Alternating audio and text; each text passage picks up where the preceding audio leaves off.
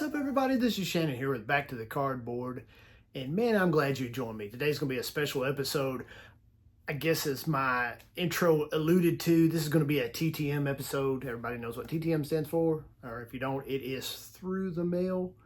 It is where you send cards off to baseball players, basketball players, and football players, for that matter, hockey. And you try to get them to sign your card.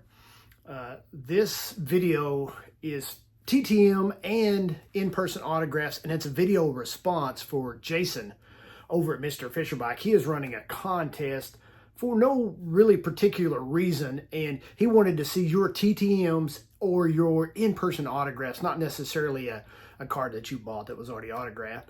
And so this video has kind of a little backstory. For those of you who know my history in collecting, I collected up until 94. The strike happened, and I kind of got out of the business, so to speak. And then I picked it up again in 2016, 2017, just briefly for like a week or so. I just kind of dabbled in it. Didn't do any collab. I bought a few cards in a box or so. I think it was of Allen and Ginter, I believe it was at the time. But I was in it for about a week, dropped it. But along that time, it did spark my interest. And where I had my cards stored was in an attic of my grandmother's house that she had passed away, and it was abandoned. And I had it stored up there. But in this brief period that I kind of got interested in the cards a little bit, I went up there and got a couple of things out of my collection where I had it stored. And two of those things that I got out of that collection was a couple binders. And so those binders, and I'm glad. Oh, I'm so glad I got them there. I brought them back, looked at them, put them away. I got them out again in 2019 when I got interested in cards again. And how that come about is I was mowing around that old house, and I came across a card laying in the yard, and it was a 1990 Upper Deck. I can't exactly remember who the player was. It was some no-name player. I did know. I think I even done a video on it. But anyway, I don't remember currently. I picked up that card, and I got to thinking, why is this card laying out here in the middle of the yard? And then it kind of hit me. I was like, oh, no. So I got to checking, and somebody had broken into the house and stole 95% of everything I had up there. And so I went and got the remainder, brought it back, which is really nothing. Just a few unopened, like big boxes, Topps bigs, and just a handful of cards laying around here and there that they just kind of dropped in and when they were going in and out of the house. But anyway, long story short, I brought those binders back. I went through them.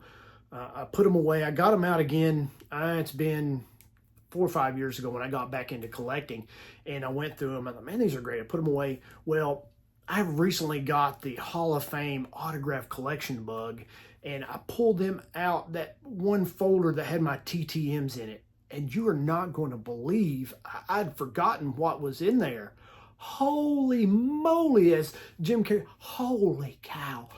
It was amazing. I was so excited that I was able to get those binders, that one particular binder, out of the house before it was broken into. Now, I've showed one of the cards out of there before, and I will recap that in this video. But without further ado, let's look at some TTMs and some in-person autographs that really mean a lot to me. Not necessarily just some random TTMs or even TTMs from Hall of Famers. These are autographs that really get me right here, that have some kind of meaning to me. So let's flip the camera around and take a quick look. All right, so my collecting journey in TTMs has really been divided into two. My pre and post TTM autographs. And the first card I want to share with you, and this is some of my post autographs I've done within the last 2 or 3 years. This is my 2008 Upper Deck Lou Piniella. I sent this off to him, and it come back. I don't know the particulars as far as how many days it took to do the turnaround, but Lou here, 3-time manager of the year, possibly could get in the Hall of Fame someday. And he was a Reds manager during our last World Series. He managed the Reds from 1990 through 92. But My first autograph today that I'm sharing with you all is Sweet Lou Piniella. We'll put him right here by the other Yankee great, Mr. Aaron Judge. Speaking of greats of the game, look at this right here. I sent this off to Mr. Dusty Baker. This was in between his off stint when he was released from the Reds and was picked up by the Astros. And this is his 1976 Topps. I think I got 2 or 3 cards when I sent to him, and this is what he returned. This is my favorite of the 3. He is also a 3-time manager of the year and managed the Reds from 2008 through 2013. Possibly another Hall of Fame candidate there. I believe he will get in there. And then this right here, the 1986 Topps Cecil Cooper. Man, I love this card.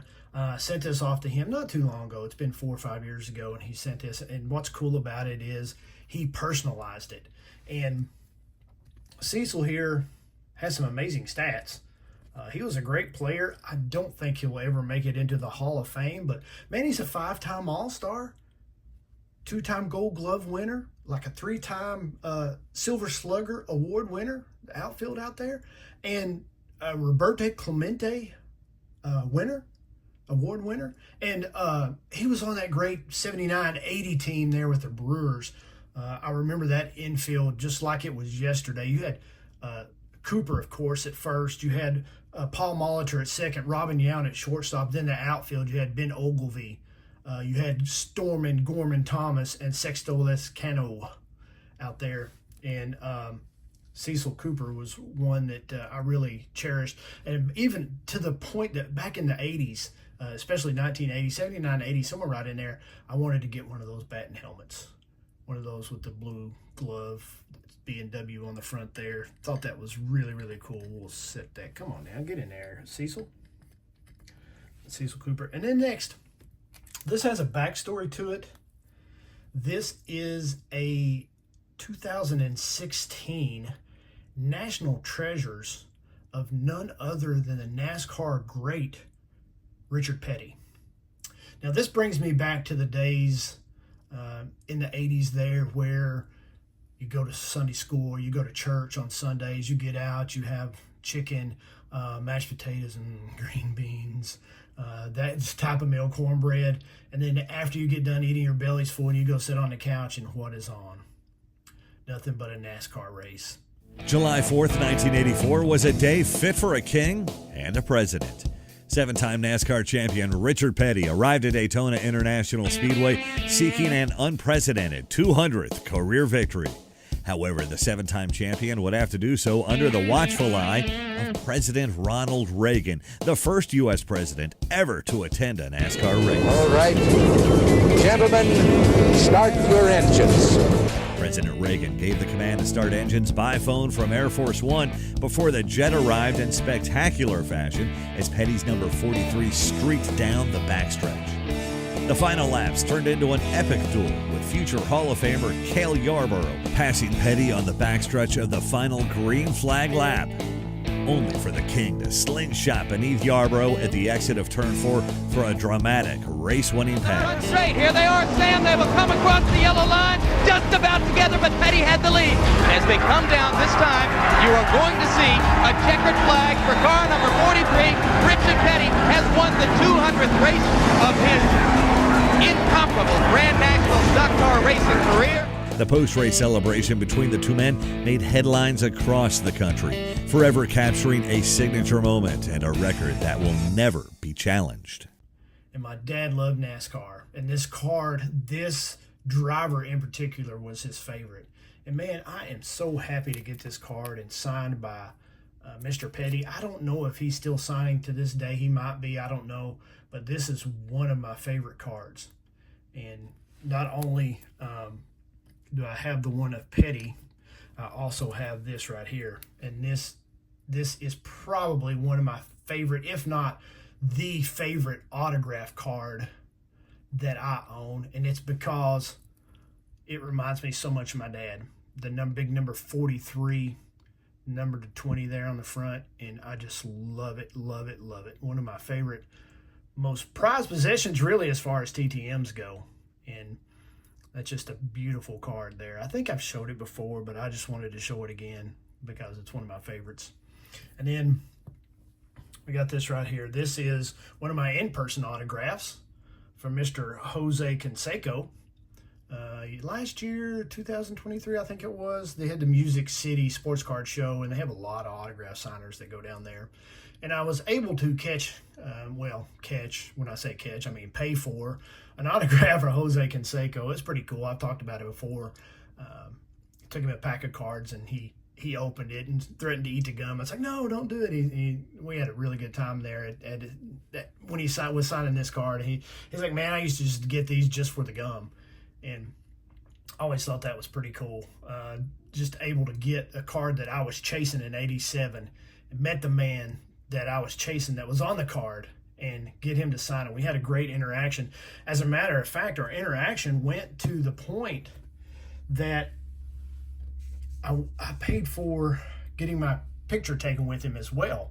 And here is the picture that I had him sign. It was pretty cool because I get up there, and as I'm walking up to get him to sign it, I kind of just threw my arm like I wanted to do a bash. And he's like, yeah, let's do that, man. Let's do it. Let's get our picture made like that. I was like, yeah, that sounds great. So I walked up there and threw my arm up, and he threw his up just like him and McGuire did, the Bash Brother thing. I thought that was really cool.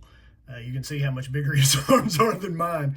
But really great guy. I really had a good time with him, and really personable, really interactive with his fans. And, man, that was something that really I really enjoyed.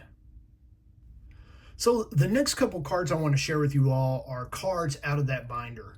And I've shared this card here before from my TTM binder. This is the one and only card that I had pulled out of there originally and put it in this Mag Touch, a One Touch. And this card I know for a fact come out of my original collection that I had sent off to the stadium to be signed by Bench back in '88 or '89. And this is one of my prize collection TTMs that I own to date. And I love it. See the card. The card is not that great, but the autograph to me, one of the greatest catchers of all time, is just priceless. That's a '78 Johnny Bench. And then the next card.